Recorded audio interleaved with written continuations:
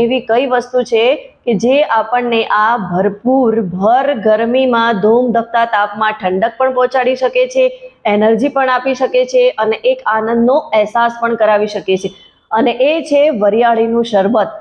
વરિયાળીનું શરબત ખરેખર આપણા માટે ખૂબ જ ફાયદાકારક છે। એ લઈએ છીએ આપણે તો એનાથી આપણને ઘણા બધા ફાયદા થાય છે। જેટલા નુકસાન કોલ્ડ ડ્રિંક્સ પીવાથી થાય છે એનાથી વધારે ફાયદા આપણને વરિયાળીનું શરબત પીવાથી થતા હોય છે। વરિયાળીનું શરબત ખરેખર ગરમીના સમયમાં અમૃત સમાન છે। વરિયાળીનું શરબત રોજ પીવાથી આપણને અઢળક ફાયદા થતા હોય છે।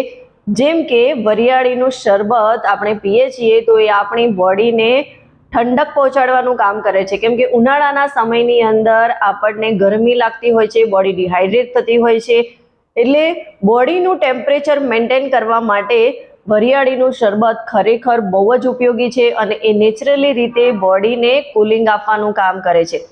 વરિયાળીનું શરબત પીવાથી ગેસ, એસિડિટી જેવી સમસ્યાઓથી પણ છુટકારો મળી જાય છે, કેમ કે એની અંદર એન્ટીબેક્ટેરિયલ ગુણ હોય છે, એન્ટીઓક્સિડન્ટ જેવા તત્વો રહેલા છે અને સાથે સાથે એ આપણા પાચનને મજબૂત બનાવવાનું કામ કરે છે, કેમ કે એની અંદર ફાઇબર પણ ભરપૂર પ્રમાણમાં હોય છે।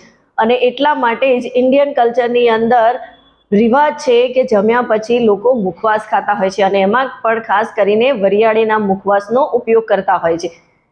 અને સાથે સાથે વરિયાળીની અંદર ઘણા બધા વિટામિન્સ આવેલા છે અને એમાં વિટામિન એ અને વિટામિન સી જે આવેલું છે એ આપણા આંખોની રોશનીને વધારે છે અને આંખોને ઠંડક પહોંચાડવાનું કામ કરે છે। વરિયાળીની અંદર એન્ટીઓક્સિડન્ટ ગુણો રહેલા છે જે આપણી બોડીને ડિટોક્સ કરવાનું કામ કરે છે, એટલે કે આપણા બોડીની અંદરથી ખરાબ વિષેલા ઝેરી તત્વોને બહાર કાઢે છે, લીવરને પણ સરસ રીતે ડિટોક્સ કરે છે, એટલે કે લીવરને હેલ્ધી બનાવવા માટે પણ વરિયાળી ખૂબ જ ફાયદાકારક છે। એટલે આપણે વરિયાળીનું શરબત ઉનાળાના સમયની અંદર લઈએ છીએ તો એ ખરેખર આપણને ઘણો બધો ફાયદો કરે છે। અને